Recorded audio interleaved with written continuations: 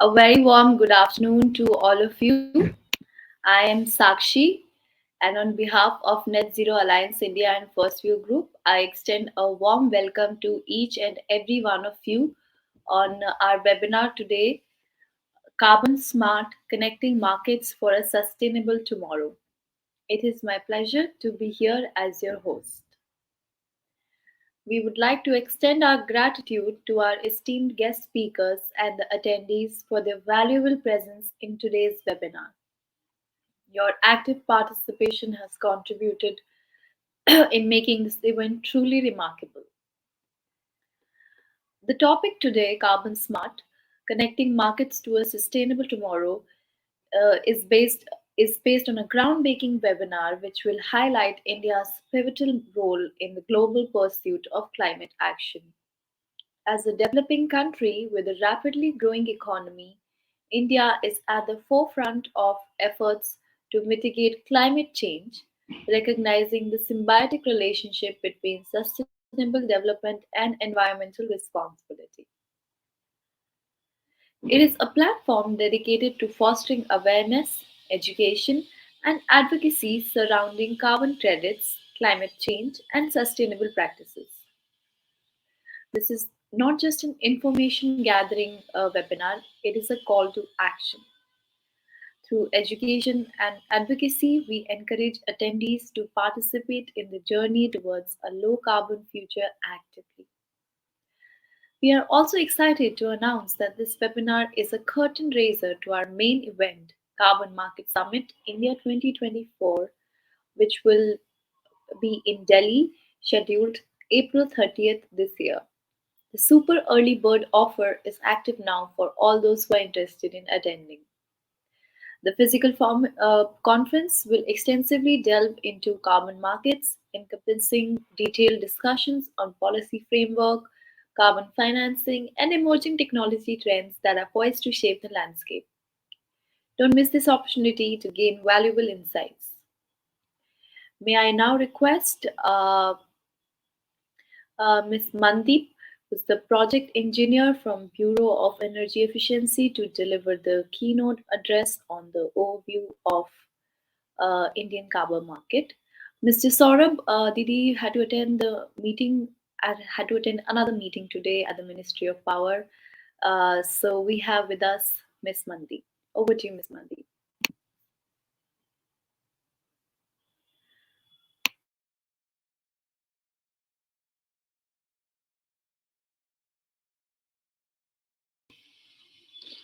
If we could just put in this presentation on slideshow mode, Ms. Kaur.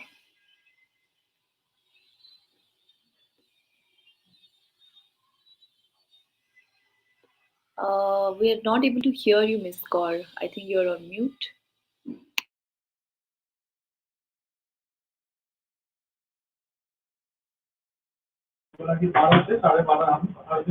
Hello. Yes, Ms. Kaur, you're audible now. Would you like to put the presentation on slideshow mode? I hope my screen is visible now. Yes, it is visible. There is an option called slideshow on the top bar. If you could click on that.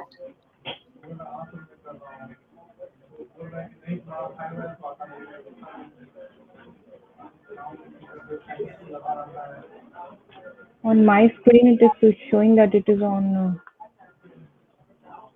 Never mind, ma'am. Please continue.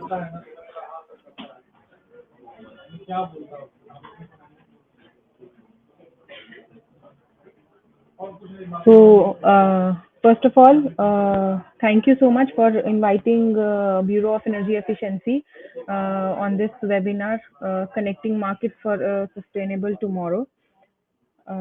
So, most of you would be aware that Bureau of Energy Efficiency is the administrator for developing the Indian carbon market, and we are working with Ministry of Power and Ministry of Environment, Forest and Climate Change in this regard. Uh, Starting with my and yes, apologies from Mr. Saurabh Didi. He had to go in an urgent meeting. So I will be delivering this presentation on his behalf. So starting with my presentation.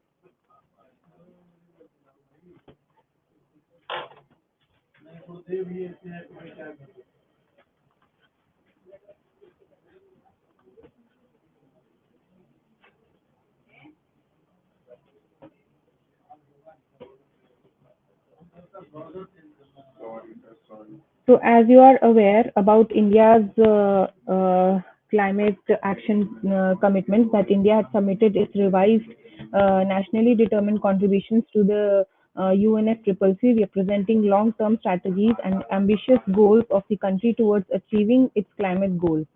So, the nationally determined contributions, the updated nationally determined contributions, which were submitted by India in August 2022, mainly comprised of reducing the emission intensity, then achieving 50% of its cumulative electric power installed capacity from non-fossil fuel-based energy, and the third was to put forward and further propagate a healthy and sustainable way of living based on traditions and values.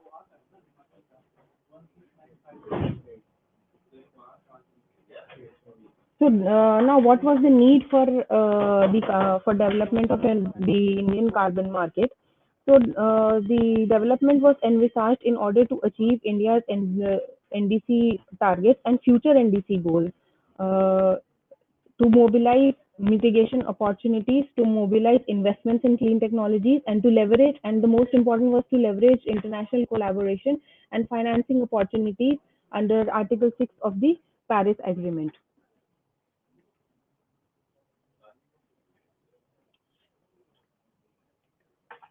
So this slide basically gives a comparison of the type of markets. That is, we have a, cap and trade market, then we have carbon offset scheme, and then we have the perform, achieve, and trade scheme, which currently India is operating. So the cap and trade scheme, some of you might be aware that the government allocates emission allowances to the obligated entities, and then the obligated entities have to surrender their allowances at the end of the compliance year. Whereas in a carbon offset scheme, there is a project proponent, or we can say a non-obligated entity, which registers its carbon offset project, and then credits are issued to that non-obligated entity based on amount of emission reductions achieved. And then we hereby compare our perform, achieve, and trade scheme, which has the elements of both the emission trading scheme as well as the carbon crediting scheme. So, wherein the government set a specific energy consumption target for all the designated consumers, and after verification, after 3 years, the certificates, which are called as energy saving certificates in the PAT scheme, are issued to the entities. So this slide basically depicts the emission trading schemes that are present around the globe, such as the EU ETS, which covers about 43% of the EU emissions and has more than 11,000 entities. Then we have the Korea trading scheme, which covers about 70% of Korea's emission and has 610 entities. And then we have the China ETS, which covers 40% of China's emissions and has more than 2,000 plus entities. Now, when we compare this with the market-based mechanisms in India, we have the Perform, Achieve, and Trade scheme, which was launched by the Ministry of Power in 2012 and currently covers 13 energy-intensive sectors with about more than 1,300 designated consumers. Then we have the Renewable Energy Certificate, which was launched by the Ministry of New and Renewable Energy in 2010. And then we had the Clean Development Mechanism. So these were the so this was just a background of what is there present around the globe and what we already have over here in India. Now talking about the Indian carbon market.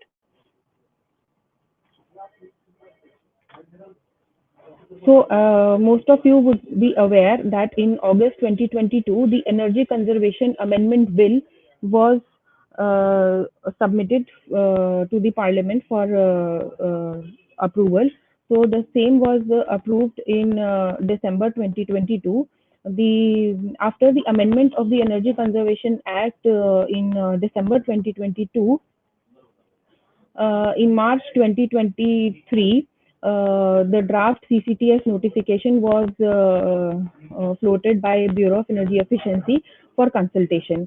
So, upon consultation and further revision by the stakeholders and the other line ministries, the carbon credit trading scheme notification was notified in June 2023. After the notification of carbon credit trading scheme in June 2023, the first national steering committee was held in August 2023, and subsequently the second was held in November 2023. The first notification that was notified in June 2023 only consisted of the compliance mechanism.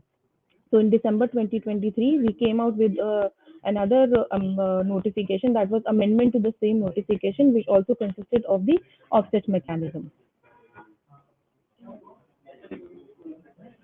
Now coming on to the regulatory framework.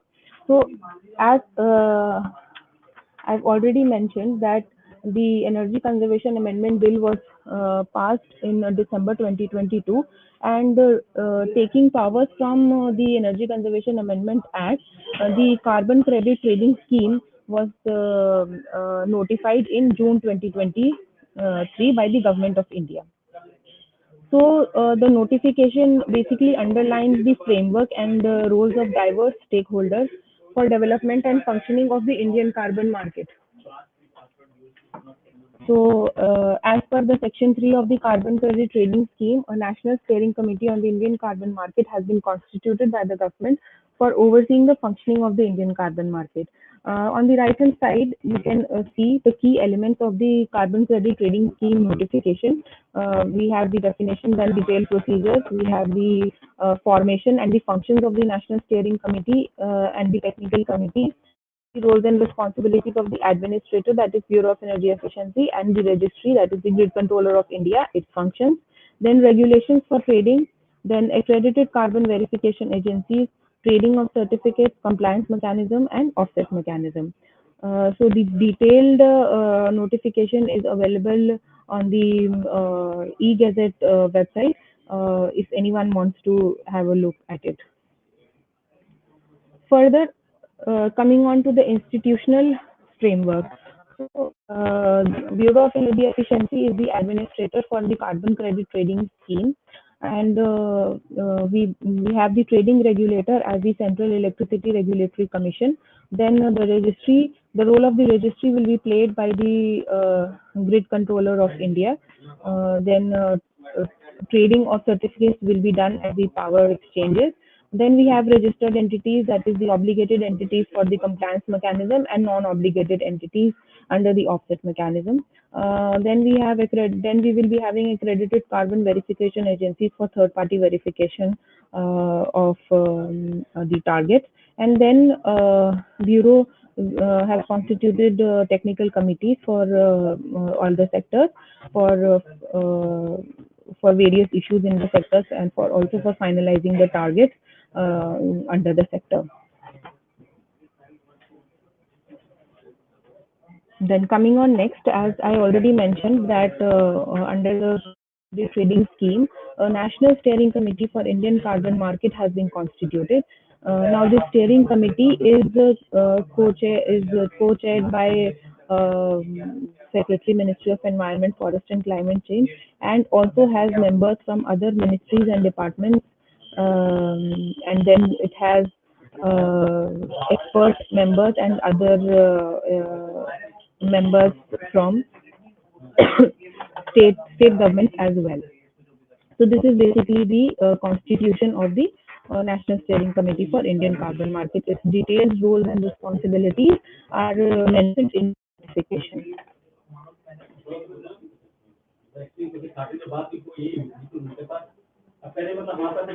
So this slide basically showcases that the Perform, Achieve and Trade scheme, under the Perform, Achieve and Trade scheme, which is implemented by the Bureau of Energy, the specific by as total plant boundary TOE, by divided by the equivalent product or output.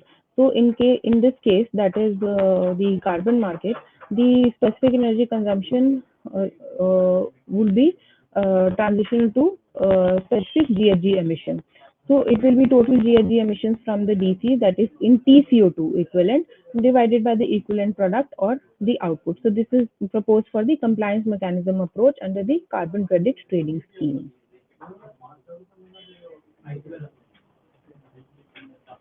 So this is just an example to showcase that how the the compliance mechanism will work, how issuance or purchase of carbon credit certificates post verification will be done. So on in the first column, you can see that there is a baseline of 2.5 tons of CO2 equivalent per ton of product, and there is a target of 2.2.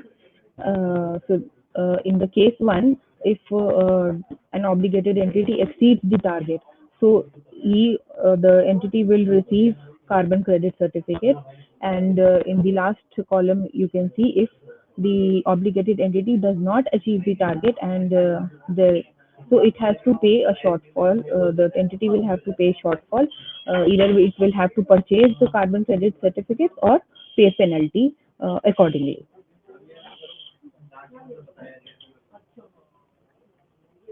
So in order to start the carbon credit trading scheme, these are the four sectors that have been finalized by the National Steering Committee. So these four sectors will be iron and steel, cement, pulp and paper, and petrochemicals would be taken in the first phase of the notification.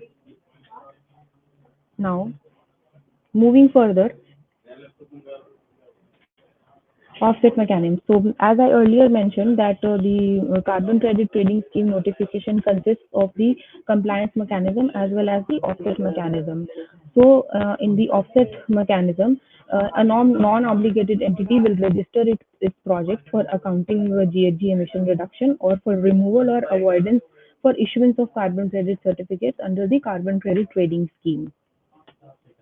So the sectoral scopes and other methodologies that will be used for the project will be decided by the National Steering Committee of the Indian Carbon Market, and the administrator will develop these standards and will develop the entire procedure for registering of projects under the offset mechanism.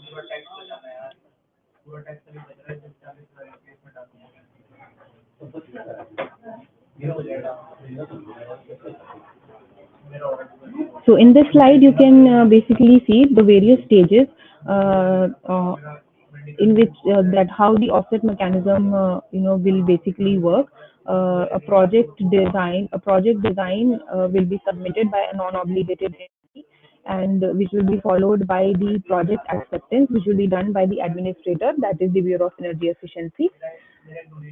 Then after project acceptance, it will be validated by the accredited carbon verification agency. Upon validation, the project will get registered by Bureau of Energy Efficiency. So once this has been completed, then comes the monitoring and verification phase. So monitoring and verification will be done by the non-obligated entities. I mean, and the verification will be done by the carbon verification agency. So upon submission of the monitoring and verification report, issuance of carbon credit certificates will be done by the Bureau of Energy Efficiency. Once the carbon credit certificates have been issued, so the not obligated entity then can go to the trading exchanges for trade of carbon credit certificates.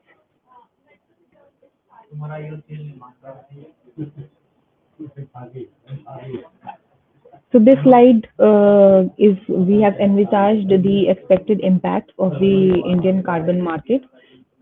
So in terms of emission coverage and market size, that we'll be having more than 1,000 entities, and which will cover about 35 to 40% of India's GHG emissions, and a market size of 8,000 to 10,000 crores. Then technology adoption, the industry will go for more cleaner and efficient technologies. Then it will facilitate market opportunities, attract investments and finance. Then it will incentivize emerging solutions by the government in the areas of green hydrogen, EV mobility, etc. then it will enable opportunities for bilateral approaches to attract finance for emerging technologies. Then it will help in meeting the CBAM requirements. And the one and most important, it will be an enabler towards the net zero emissions. So this was from my side on the Indian carbon market. Uh, Handing over to the host.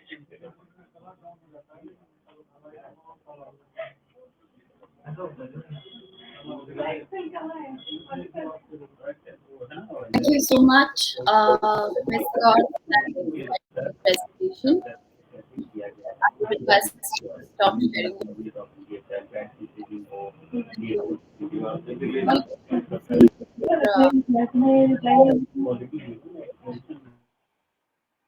thank you. So again, thank you so much for those insightful thoughts.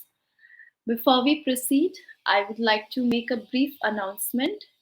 We encourage all attendees to actively engage in the discussion by posting in their questions in the Q&A box.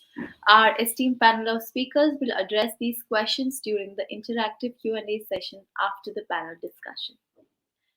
Now, without any further ado, let us begin our highly anticipated panel discussion session for today. It is an absolute pleasure to introduce the elite panel of experts that we have today who will be sharing the topic at hand. Allow me to introduce Dr. Arvind from Dalmia Bharat Group, Mr. Alok Verma from Ashok Leyland, Mr. Mukherjee from PCBL Limited, Mr. Varshney from NTPC Limited, Mr. Indrajit Singh from Deloitte India.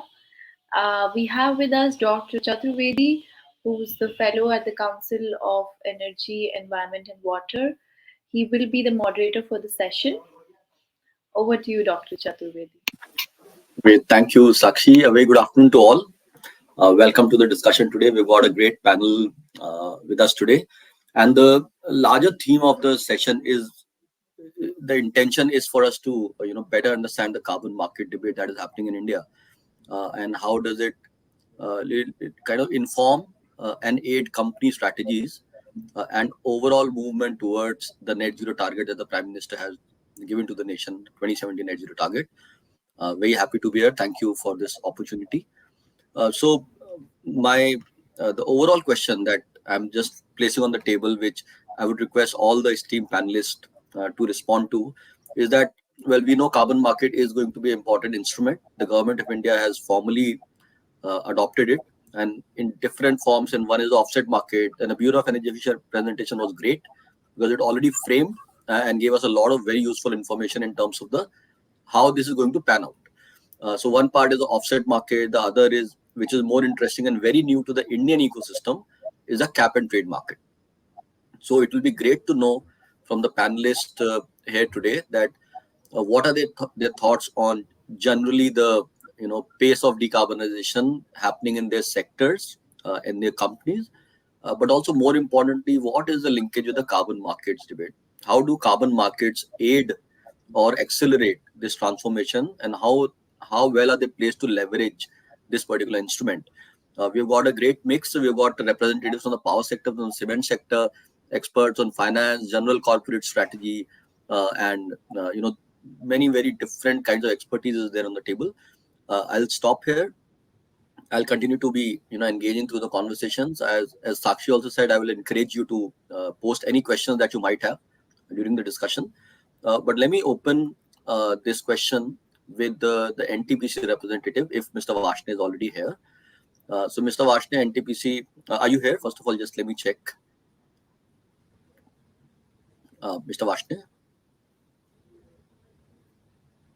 Okay, so maybe let me go to Mr. Mukherjee, Kensuk Mukherjee. So Mr. Mukherjee, in the manufacturing sector, there are many innovative approaches that are being adopted, including what your company has adopted. So what we would love to know that what are some of those, but also what is the linkage with the carbon market debate and how you're planning to leverage it as a company. So over to you, Mr. Mukherjee.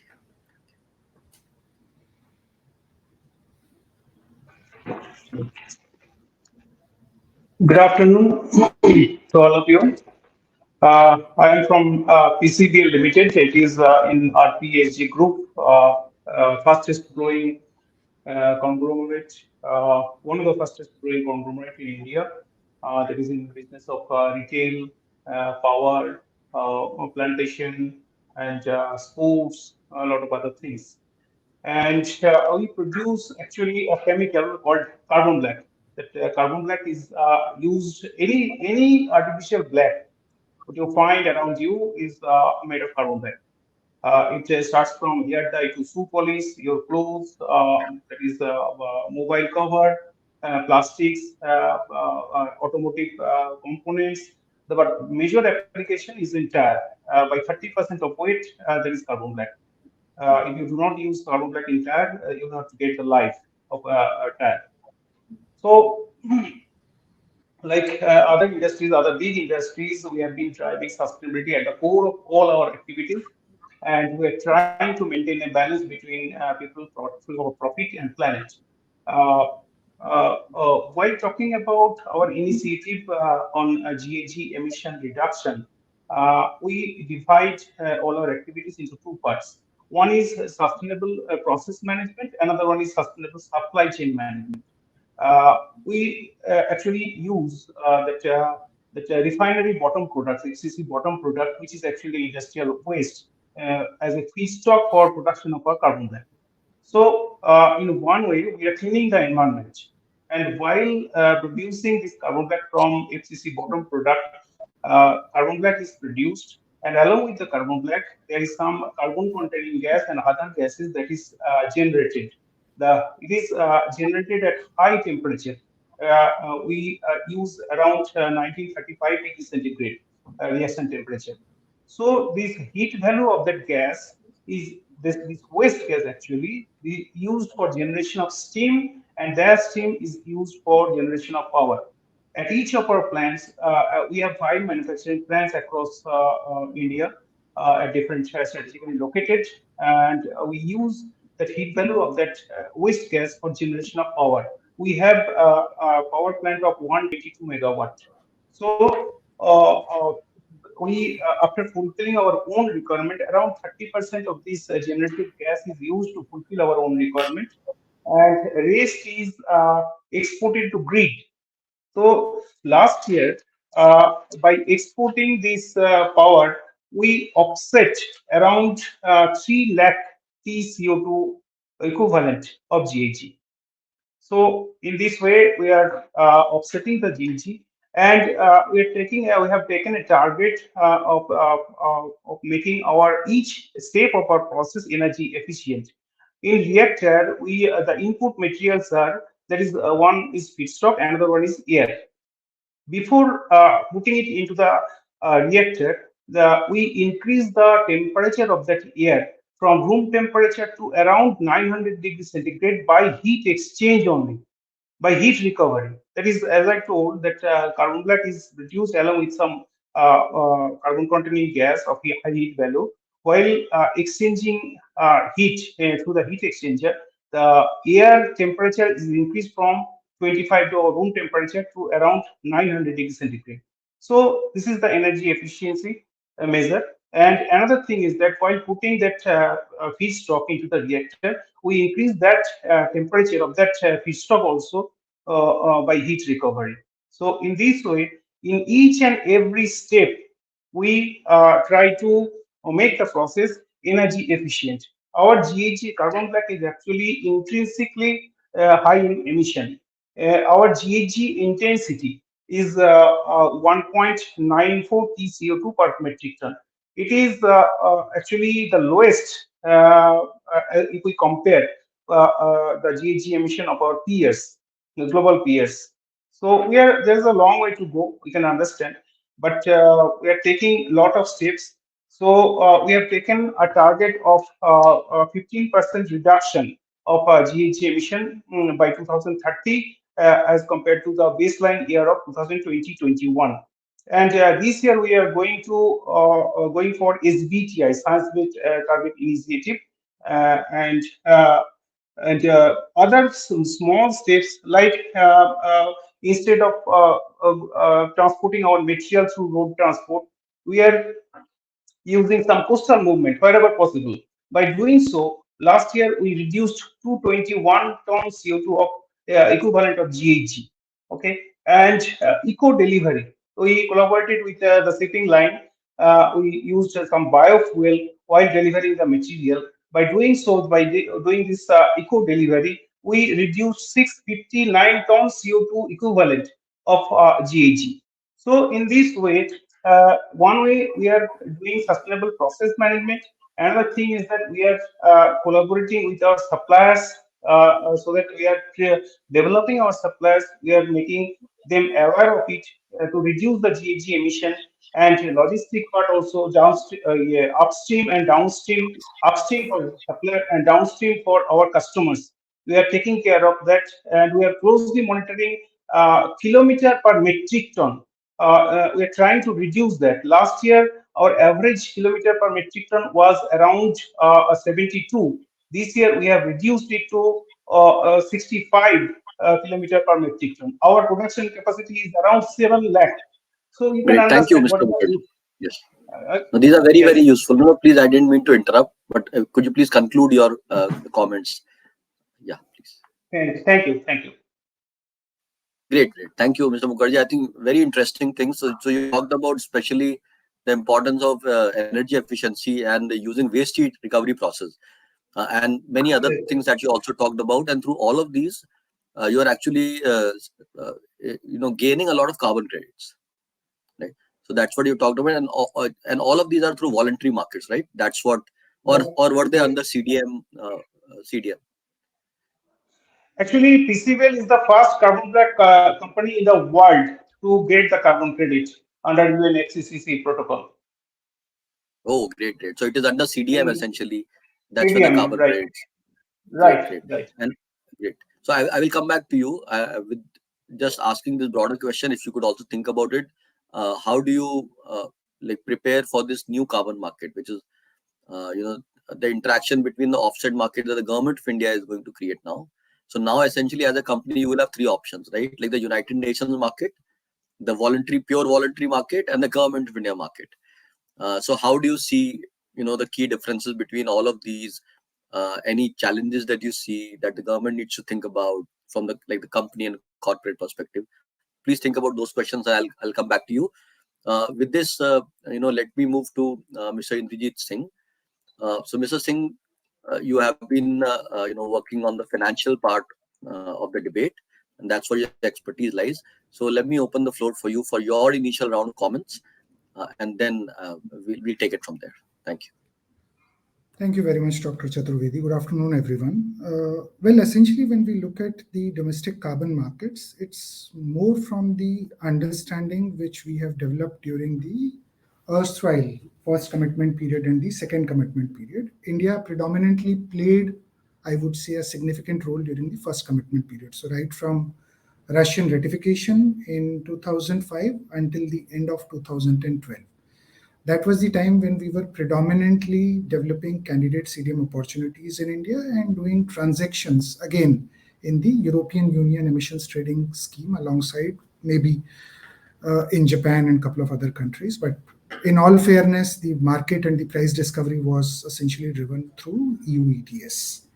Now, when we are looking at a domestic carbon market, which will be under the aegis of Paris Agreement, one of the things that we need to very clearly understand is, first of all, a mindset transition or a transfer that the opportunities will be bifurcated into two parts, and that has already been notified. There are about 13 categories of projects. The notification is available on Press Information Bureau as well as on the Ministry of Power's website.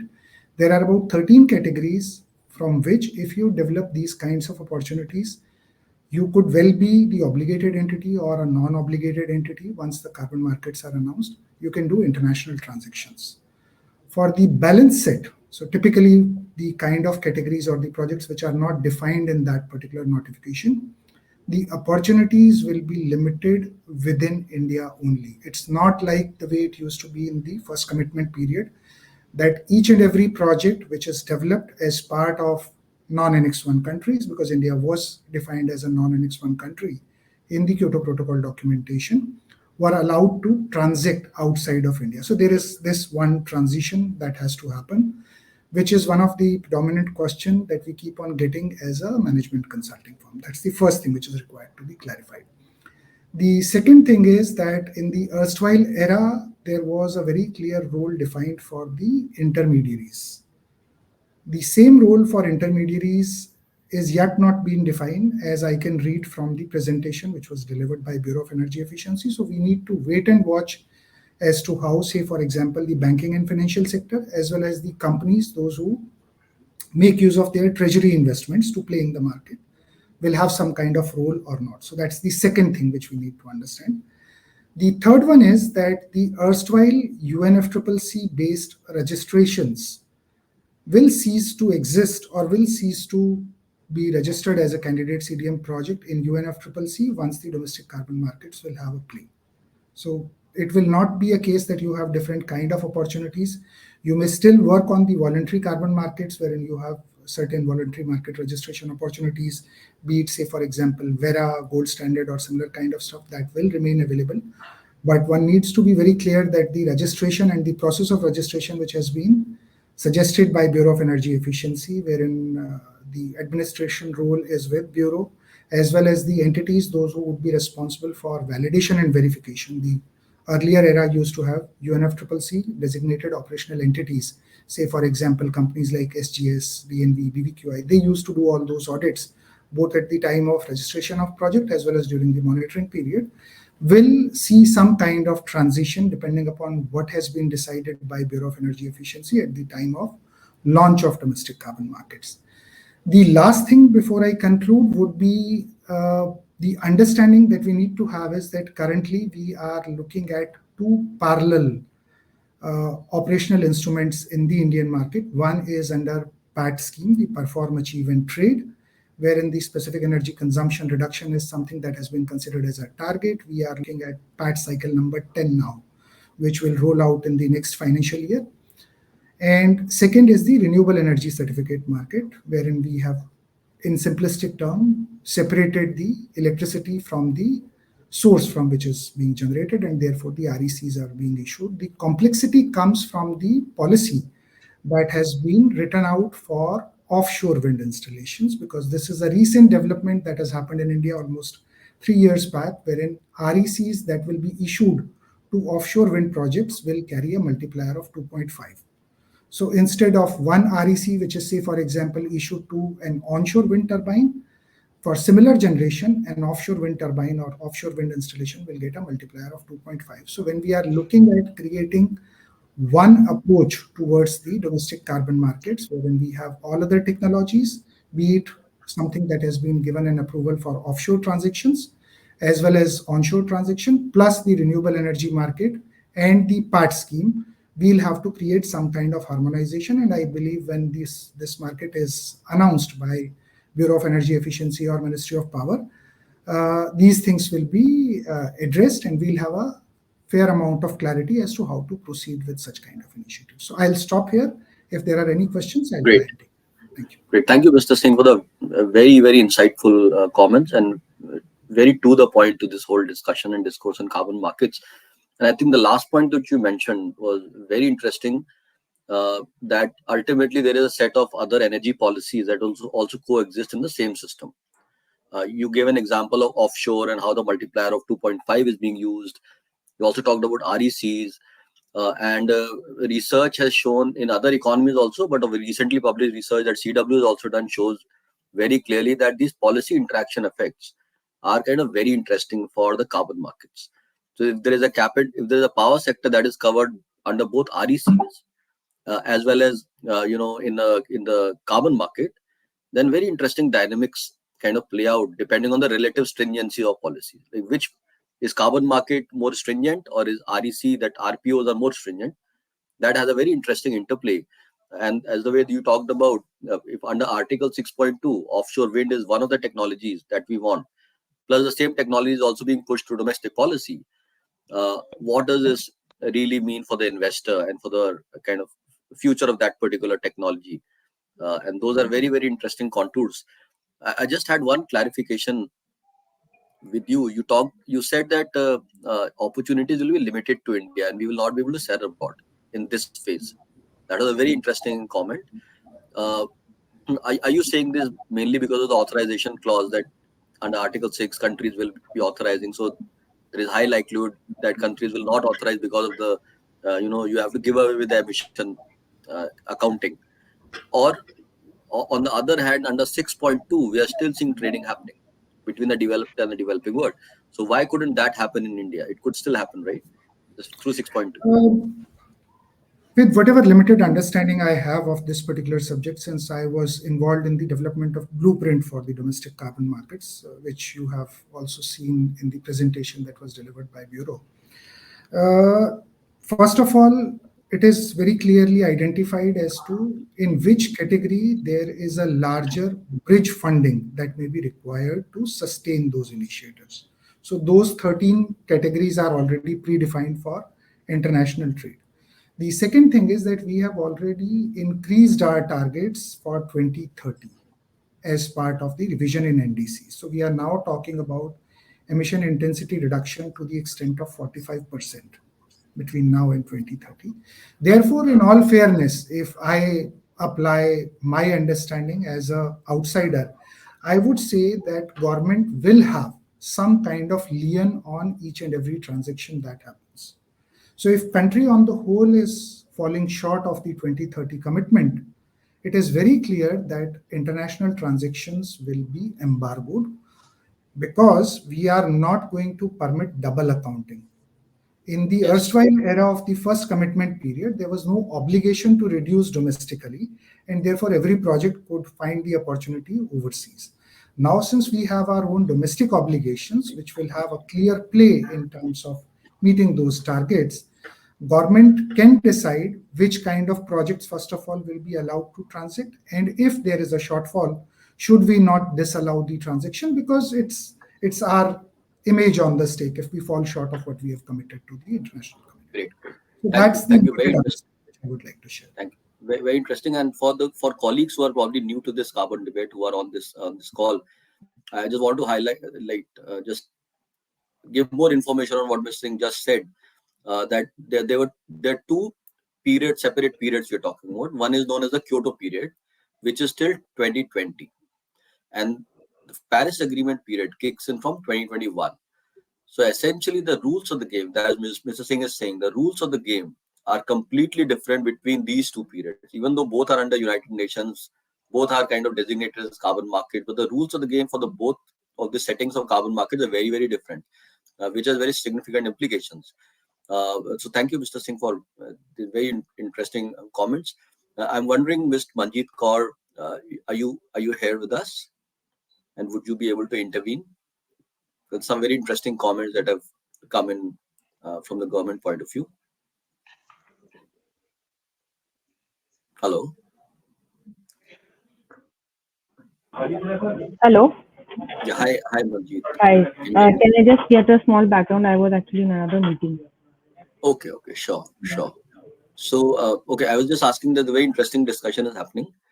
And whenever you are able to chip in, please come in, because there's interesting elements about how would PAT be carried forward? Would it be phased out sooner than later? And there will be only one carbon markets along with maybe RPO in the larger system. And there's also some simple questions like defined obligated versus non-obligated entities. So if you could take those questions, that would be very helpful. Yeah, sure. Yeah. Do you want to do it right now, or would you come in later? For the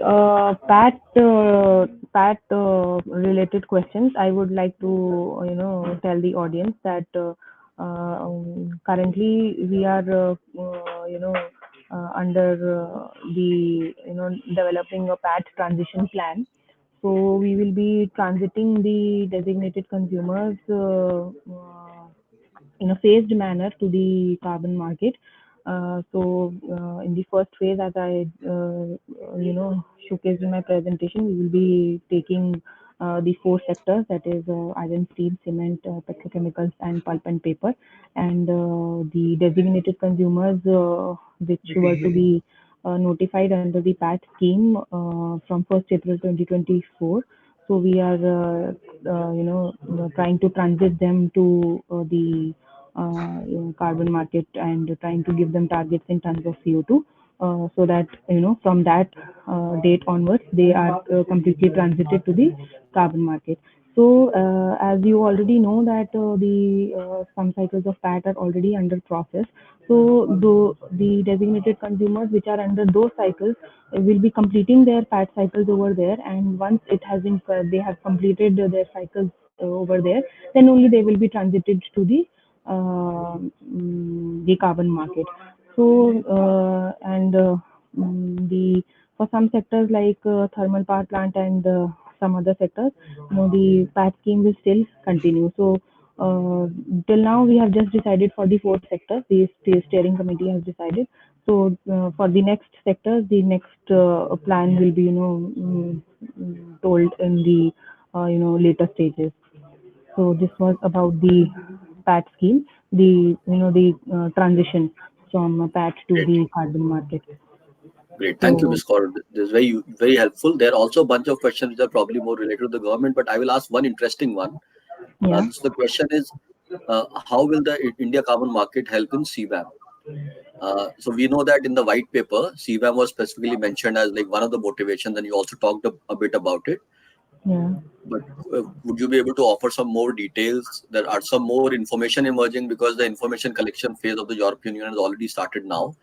It will go for 2 years, but it is probably about a lot more sectors. Whereas you said our ICM will initially focus on the four sectors. yeah. So are the same? Are initially we are expecting the sectors to be common, or how does information flow in? Does the ICM help in the entities in the four sector to deal with CBAM? So any information or insights on that would be very helpful. So, talking about CBAM, yes, definitely, we will, envisaging that we could help the industries with the CBAM thing that the EU has started. You already know that we have taken in cement and iron and steel, which is highly energy intensive industry.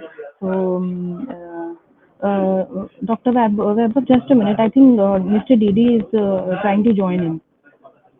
Just a Okay, minute. okay, okay. Sounds good. Thank you.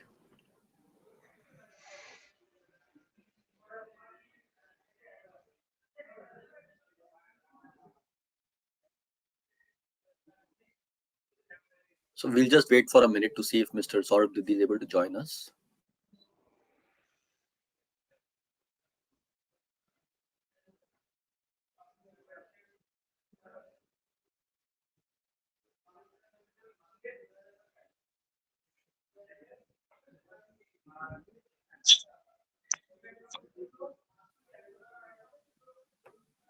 So, Okay. Dr. Webber, Mr. Didi Yes. is just joining in a minute. I think he'll be better explaining you on Sounds CBAM. good. Sounds good. Yeah, So, yeah. thank you so much, Ms. Kaur, for your answers. We'll move to Mr. Mukherjee, and then we'll come to Mr. Didi as soon as he's able to join us today. So, Mr. Mukherjee, just coming back to you, you talked about that your company has already gained significantly through offset markets, also in the UN format, but also in probably the voluntary system. But now, as a company, you have these three alternative options available to you, right? The India market, voluntary market, the United Nations market. The price dynamics would be very different, probably in all of those, right? So, are you now for the next set of interventions that you're thinking about? uh, how do you really address these kinds of uncertainties? Because earlier there was no option. Let's say if there is only one UN market, then you have no option. You enter that and then hope for the best, that whatever prizes you get, of course you make certain strategies around it as a company.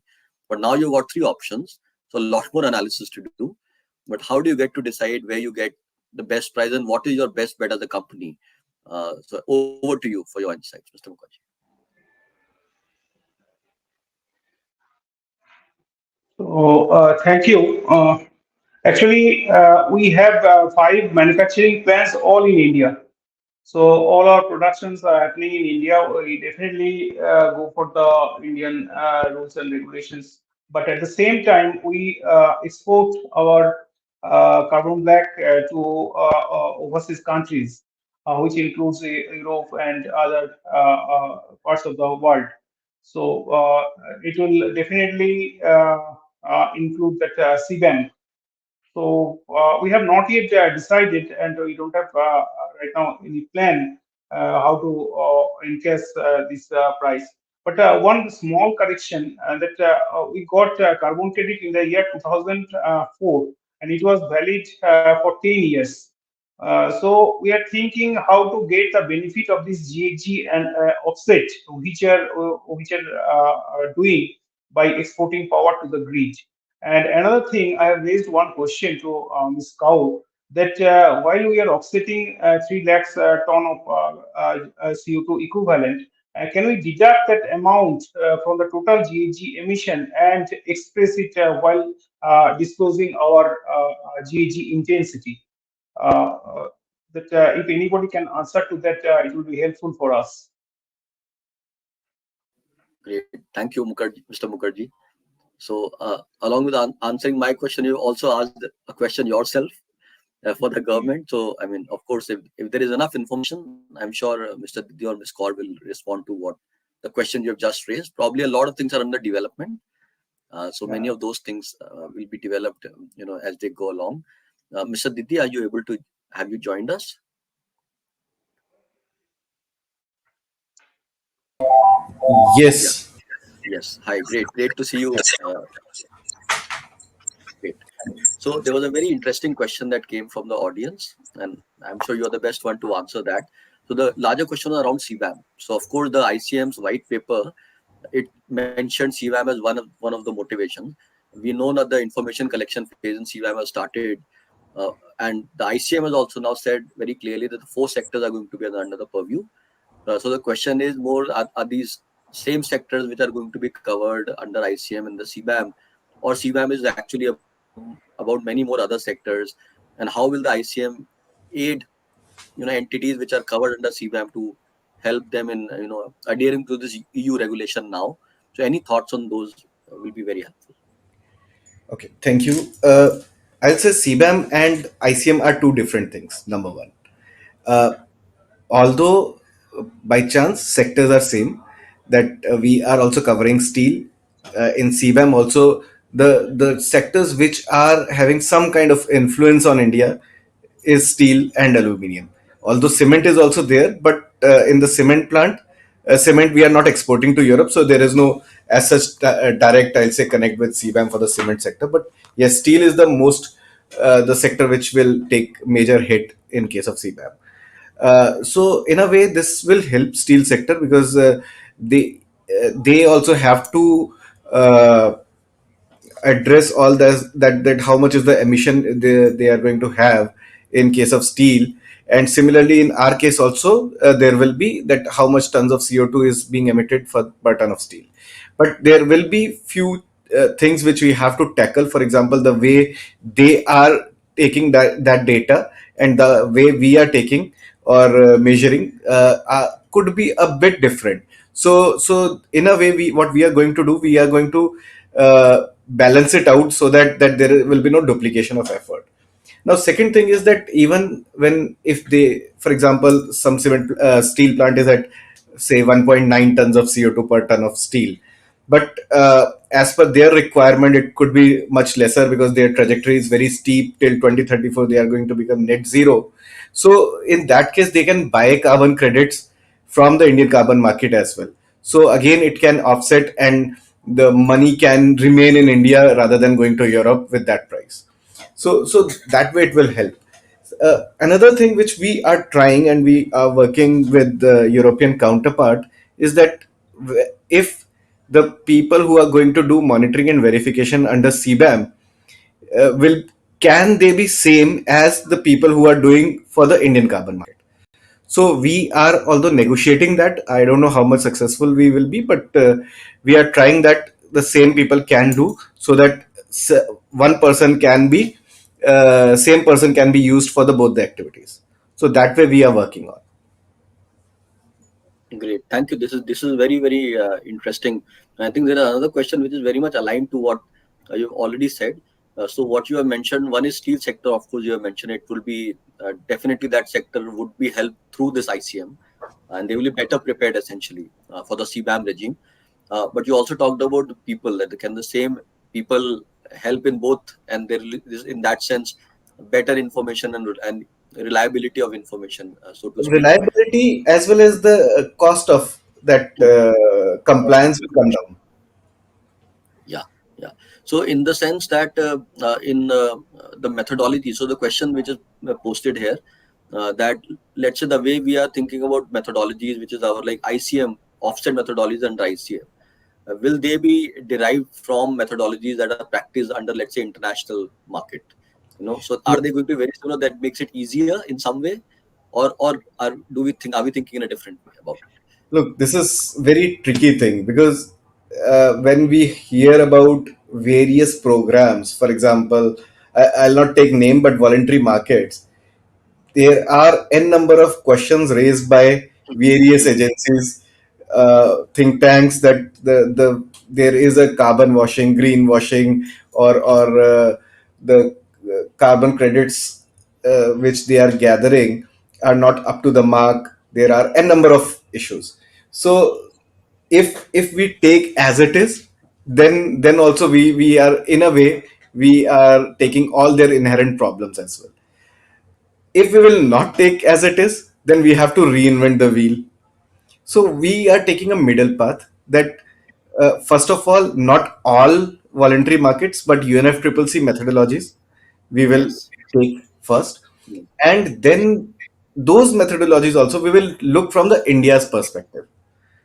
hmm, And if we found, if we'll feel that there is some lacuna in all those methodologies, there are some errors which should be rectified. Even those errors can be suggested by organizations like you as well. So then we will rectify those errors right at the beginning, so that the certificates which are being generated in India are up to the mark, they are reliable, people are hmm, not questioning on those certificates. So that is the overall objective.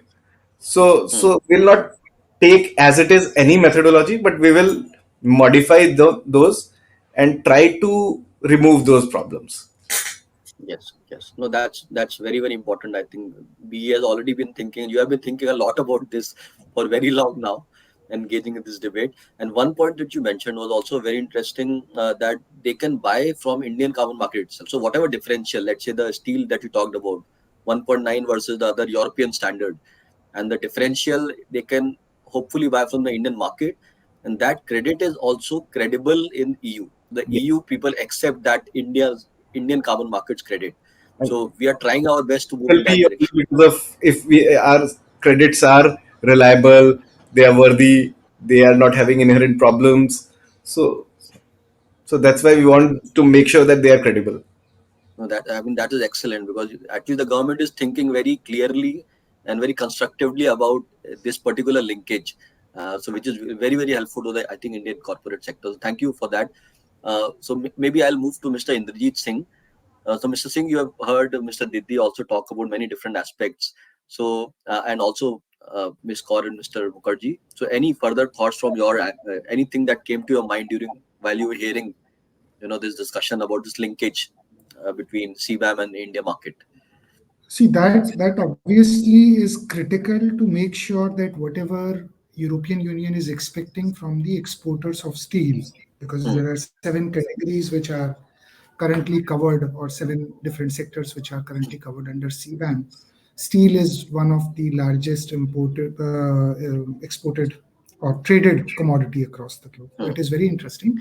The second thing, which is more of a moonshot in terms of the thought process that comes to my mind, is that if we are looking at the reduction targets in iron and steel sector as part of the initial acceptance into carbon markets or the domestic carbon markets, over a period of time, the sector itself will become so much more efficient with lower carbon footprint per ton of steel produced that we may not need to do anything as far as the offset purchase is required for being in hmm, compliance with CBAM hmm. requirements. Yeah. So No, no, therefore, it is a matter of mm, time, and we can see the final output as to how we find a play, both at the level of how Government of India negotiates with the EU member states, as well mm. as the overall impact or improvement of iron and steel sector in India. So Yeah. that's the limited thought which. Sure, sure. So just one point there. I think, I mean, I understand you are saying that the carbon intensity of steel eventually will be very similar, but they could still be that eventuality could still be 20 years apart. Because as Mr. Didi is also saying, the European targets are very aggressive and they are like 2050 net zero versus let's say our target, like India's target is 2070 net zero. So India's steel sector still might move 15 years later, because it's hard to abate, it's very expensive. And so why would you be saying that they will actually be very close to each other, even let's say next 20-25 years horizon? See, my limited take is that at the end of the day, carbon markets or no carbon markets, if you are exporting a particular commodity, you are already playing with competition, right? So if you look at the overall emission intensity and the price point at which we are able to produce steel, the finished steel which can be exported, is competing more or less across different geographies. So that's the only rationale. And secondly, when you are talking about 2050 versus 2070, we need to not look at 2050, which is the deadline or the sunset that European Union has taken for the time being. Let's look at what is fit for 55.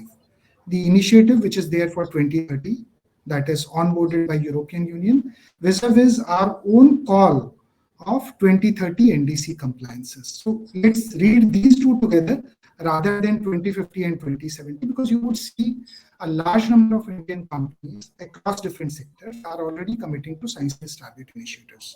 Hmm, So whether or not we have the 2070 deadline, these larger companies are running with a vision of reducing their scope 1, scope 2 emissions to a greater extent between now and 2030, maybe by 2035.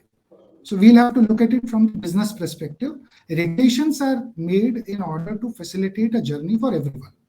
But those who want to have a more futuristic look, those who have hmm. money in their pockets, those who are looking at competing across different geographies, they would not wait for the deadline of a particular regulation. They will advance it. That's my limited submission. Hmm. Thank you. That's very interesting. And in fact, a lot of companies that we also talk to during our work on carbon markets and all, it's very clear that there is the bunch of large companies uh, actually never say, or never, we have, at least they have never told us that CBAM is a big threat for them. Uh, because they are also, as you are also saying, they are probably already trying to align themselves with the Science Based Targets initiative, and they're already thinking about doing their best to be and to produce a large part of their portfolio of steel becomes net zero steel by 2050 itself. So they actually probably won't face this problem at all, in all probability, just because they are more ambitious in terms of their own, like company level responsibility. But maybe not all firms are like that. At least in our discourse, that's what we have found. Some big players are definitely like that. Many others are not, especially in the MSME sector. If there's some MSME exporter, maybe the game is very different for that MSME exporter. But yes, your point is very well. Large companies are thinking in that direction. So, Mr. Didi, what is your experience of this in terms of Indian companies' response? Is there a difference between large versus other companies and on this particular issue? And sorry, you're on mute.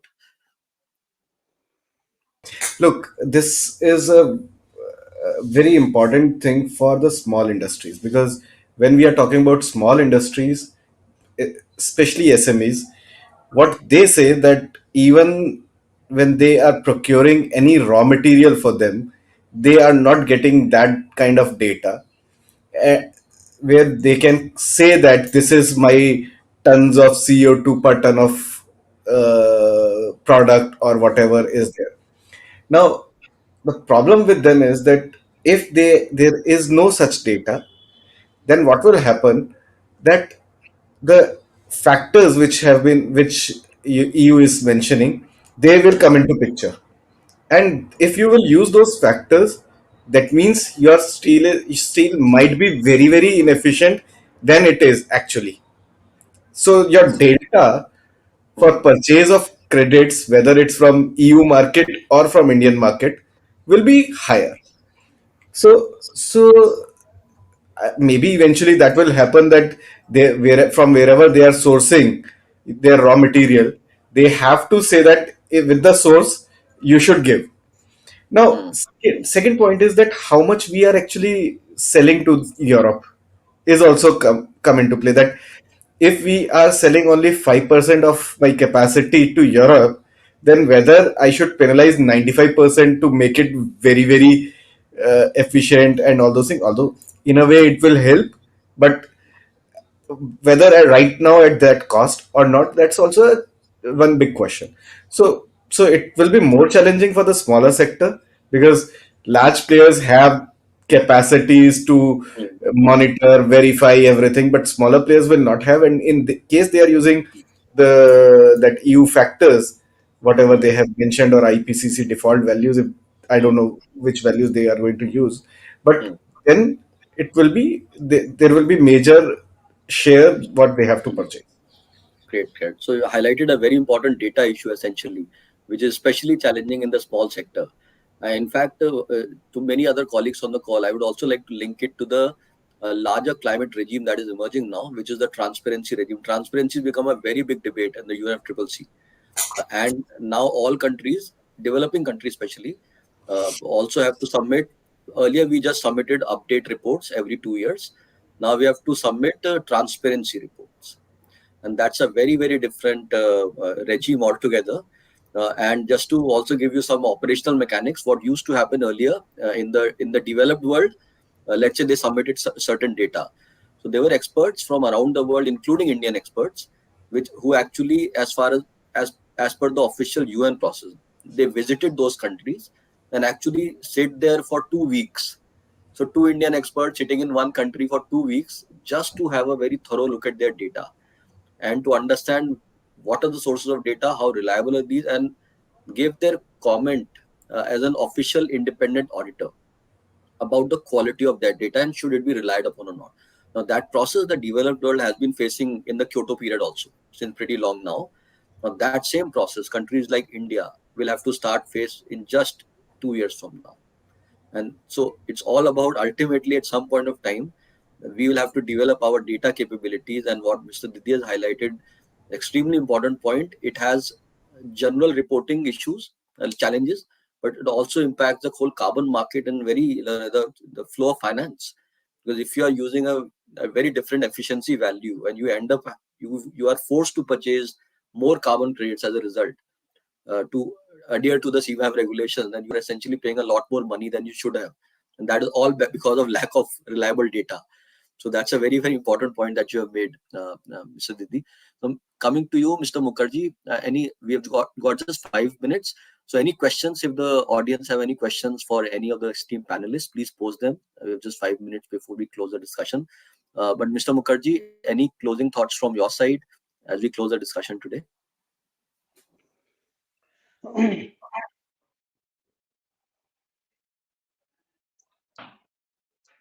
Actually, our R&D team is working on the one way we are trying to reduce the carbon emission. Another thing is that for our industry, it is very difficult to reduce carbon emission drastically. So our R&D team is working on the alternative fuel, biofuel type of thing. One thing that is another thing is that carbon capturing technology, how to capture carbon black from the atmosphere to offset our GHG emission. These two things are going on. And another thing is that reuse, recycle. That is, our product is used in tire, and we are trying to go for tire pyrolysis oil or pyrolysis of tire to extract that oil and carbon black from the used tire. Great, Thank thank you. you. So, yeah, so there's probably also a question for you, Mr. Mukherjee, or also Mr. Singh, if you are aware of this.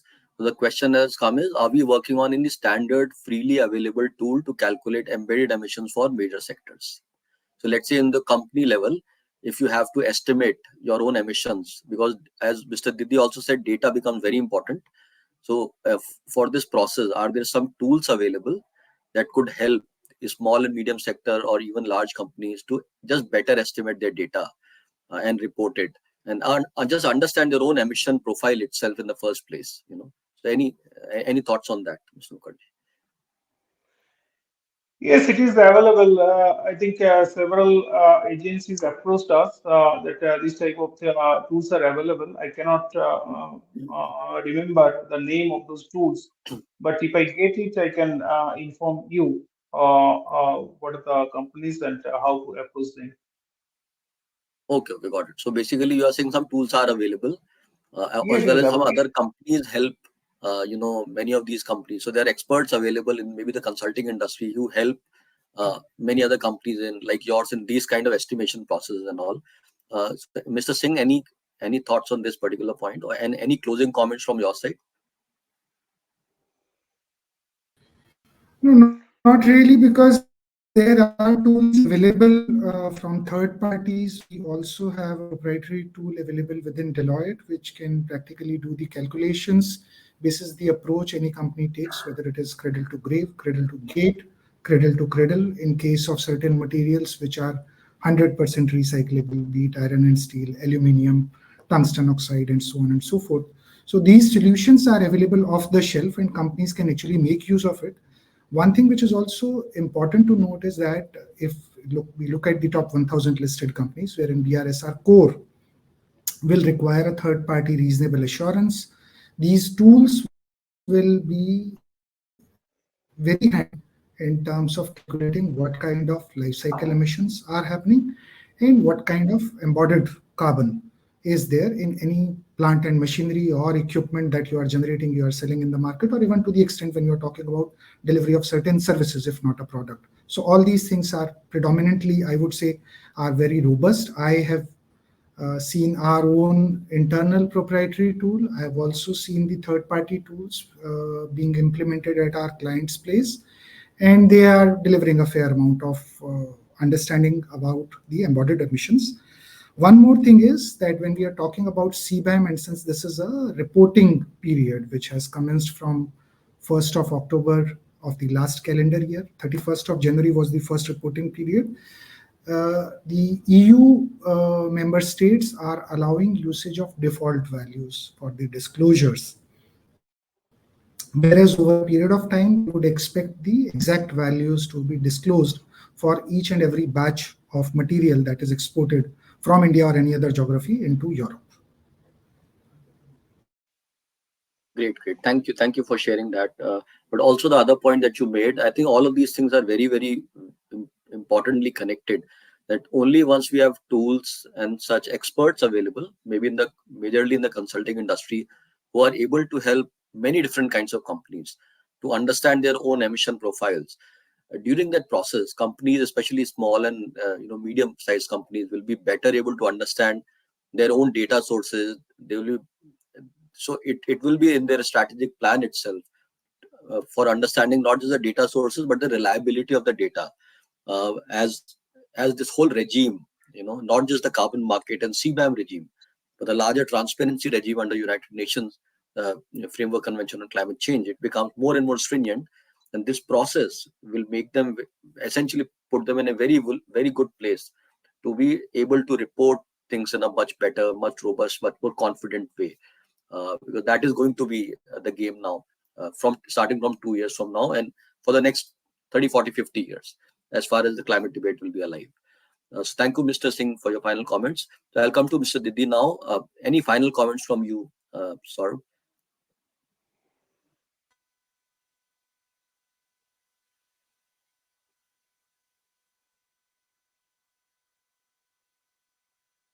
Hello.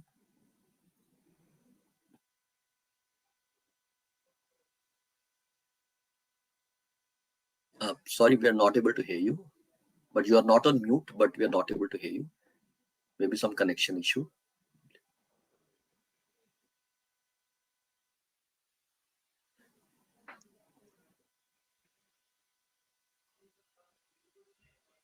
Okay.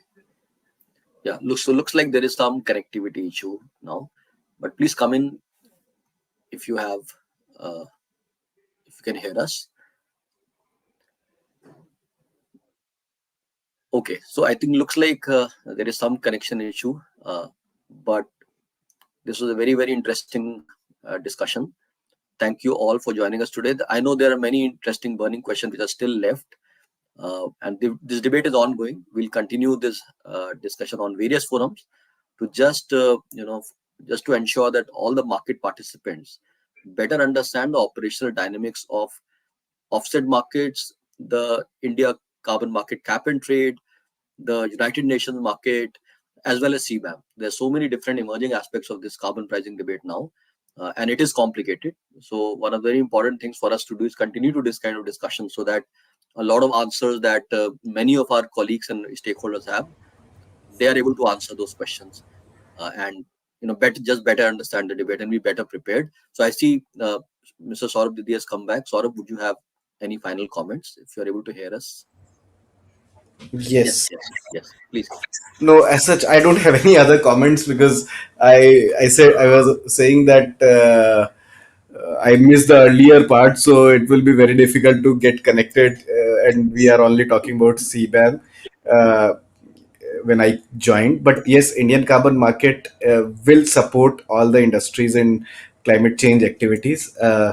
I can see a lot of enthusiasm, a lot of questions are there regarding, for example, one asked about the market stability reserve. Yes, we are going to have market stability reserve regulation regarding OTC platform, although it's not yet clear that whether it will be only traded through the trading platform, but we are working in that area, that how one-to-one trading can also happen. Uh, but as of now, these things are not yet clear.